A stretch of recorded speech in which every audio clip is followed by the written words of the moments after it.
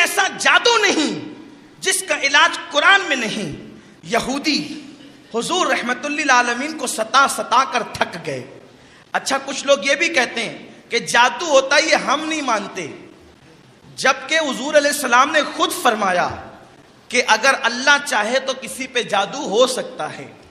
اس لیے بہت زیادہ آزاد خیال نہیں بننا چاہیے. جادو حرام ضرور ہے لیکن اس کی ایک حیثیت ہے. جیسے شیطان مردود ضرور ہے لیکن اس کا ایک وجود ہے، ایسے ہی جادو کا بھی وجود ہے.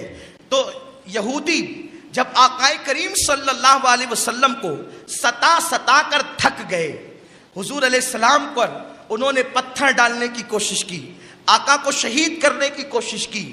آقا کریم صلی اللہ علیہ وسلم کے لیے سارے جب ان کے ہتھ کنڈے ناکام ہو گئے تو یہودیوں نے حضور علیہ السلام پہ جادو کیا. اچھا یہ خاص بات عرض کر دوں کہ حضور رحمت للعالمین صلی اللہ علیہ وسلم پہ جادو کا اثر بھی ہوا، اس لیے کہ آقا کریم صلی اللہ علیہ وسلم کا نام لے لو، نام پڑھ لو تو جادو اثر نہیں کرتا. لیکن حضور پر جادو کیوں اثر کیا؟ اس لیے کہ اللہ کے ہر کام میں حکمت ہے، خدا کے ہر کام میں حکمت ہے.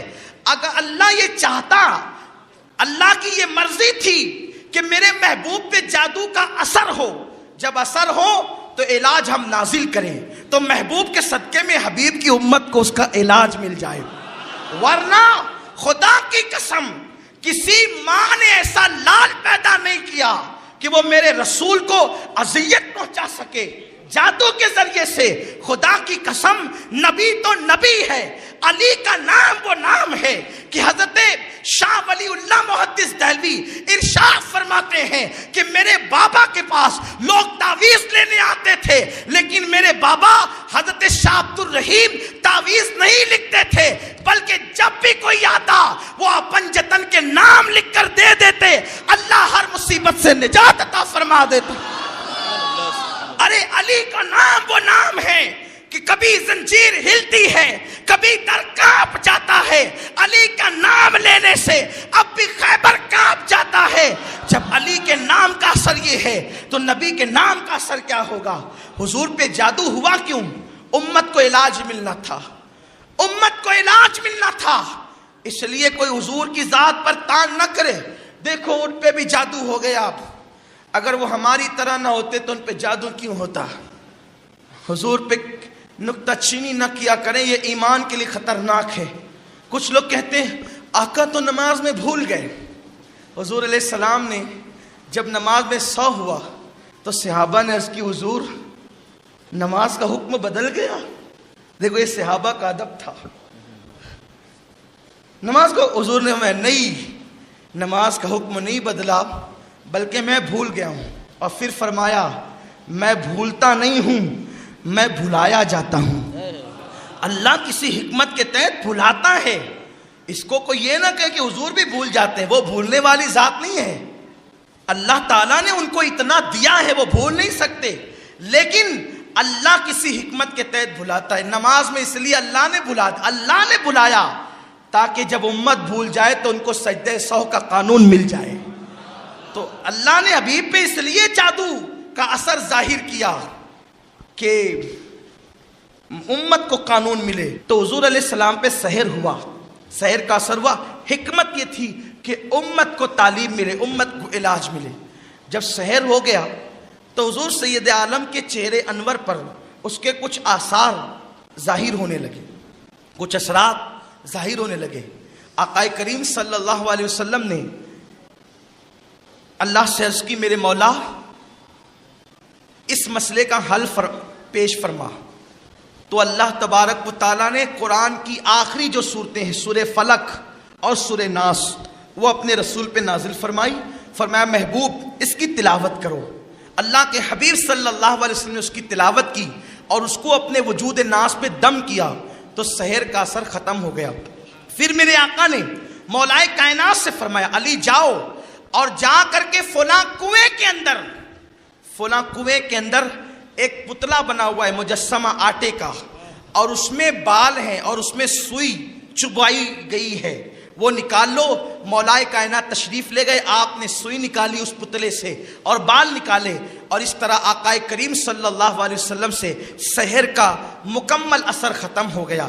یہ تو تعلیم امت کے لیے تھا تاکہ امت کو سورہ فلق اور سورہ ناس مل جائے، ورنہ میرے نبی کی شان اس سے بہت بلند ہے۔ تو عرض یہ کرنا چاہتا ہوں، پتہ چلا جادو کرنا یہ یہودیوں کی فکر ہے، کسی پہ سحر کرنا یہ یہودیوں کی فکر ہے، اور یہ جو آپ کی سوچ بنی ہے کہ جادو کا اثر قرآن سے نہیں ہو سکتا، یہ اسلامی نظریات کے خلاف ہے۔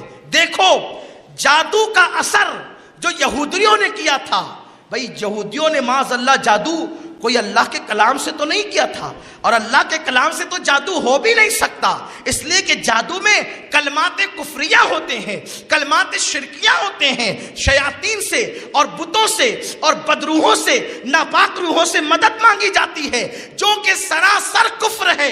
اب آپ مجھے بتائیں، تو انہوں نے تو جادو معاذ اللہ گندگی سے، ناپاکی سے کیا تھا، لیکن سورہ فلق اور سورہ ناس کی برکت سے جادو کا علاج ہوا کہ نہیں ہوا؟ میرے آقا علیہ السلام کے پیارے دیوانوں، لیکن بس بات اتنی ہے، ہم بھی سورہ فاتحہ پڑھ کے دم کر لیں، ہم بھی سورہ ناس پڑھ کے دم کر لیں، انشاءاللہ شفا ہوگی، لیکن کب؟ زبان میں تاثیر بھی تو چاہیے۔ ہم جھوٹ بولیں، ہم غیبت کریں، نمازوں کو ترک کریں، پھر سوچیں کہ ہم خود ہی کر لیں گے، تو ایسا نہیں ہے۔ اسی لیے آپ کو عاملوں کے پاس جانا پڑتا ہے جو نیک اور پرہیزگار ہوتے ہیں، اور ان کے ذریعے سے آپ کا علاج ہوتا ہے۔ مجھے یاد آتی ہے بات، ایک شخص حضرت محبوب الہی نظام الدین اولیاء کی بارگاہ میں حاضر ہوا اور عرض کیا، بابا میری بیٹی کی شادی ہے، کرم کی نظر فرما دے۔ حضرت محبوب الہی نے فرمایا ٹھیک ہے، ایک کام کر، وہ خانقاہ کے سامنے کچھ مٹی کے ڈھیلے پڑے ہوئے ہیں، وہ اٹھا کر لے کر کے آ۔ مٹی کا ڈھیلا وہ لے کر کے آیا، حضرت محبوب الہی نے اس پر سورہ فاتحہ پڑھی، اور پڑھنے کے بعد 3 یا 7 مرتبہ پڑھ کر ان ڈھیلوں پہ دم کر دیا، اور آپ نے بلند آواز سے پڑھا، اس لیے کہ کبھی کبھی ہم لوگ خاموشی سے پڑھتے ہیں، لوگوں کو جو ہے وہ تجسس ہوتا ہے کیا پڑھ رہے ہیں مجھے ہی معلوم ہو جائے۔ حضرت محبوب الہی نے اس کو علل اعلان پڑھا، آواز بلند پڑھا، بآواز بلند دم کیا، وہ نظروں کے سامنے سونے میں تبدیل ہو گئے۔ اس نے سوچا بیٹی کی شادی کا خرچہ تو مل گیا، لیکن سونا بنانے کا طریقہ بھی مل گیا، اور پھر وہ لے گیا، اور لے جانے کے بعد بیٹی کی شادی کر لی۔ پھر ضرورت پیش آئی تو سوچا اب محبوب الہی کے پاس جانے کی ضرورت کیا، ان کی خانقاہ میں جانے کی ضرورت کیا، ہمیں تو سونا بنانے کا طریقہ مل گیا۔ اس نے کئی سارے ڈھیلے اٹھا لیے مٹی کے اور رکھا، اور پوری رات وہ سورہ فاتحہ پڑھ پڑھ کے دم کرتا رہا، لیکن وہ مٹی کی مٹی ہی رہی، اور یہ دم پہ دم کرتا رہا۔ بلکہ اگر یوں کہا جائے تو مزے کے طور پر آپ کہہ سکتے ہیں کہ اس دم کرتے کرتے اس کا دم نکلنے لگا، لیکن اس کے باوجود بھی وہ مٹی سونا نہ بنی۔ صبح کو محبوب الہی کی خانقاہ میں آیا، کہا بابا کیا بات ہے، آپ نے تو 7 ہی بار پڑھا تھا اور وہ مٹی سونا بن گئی تھی، اور میں پوری رات بھر پڑھتا رہا، اور لیکن وہ مٹی کے مٹی رہی۔ حضرت محبوب صاحب نے، محبوب الہی رحمت اللہ تعالی علیہ نے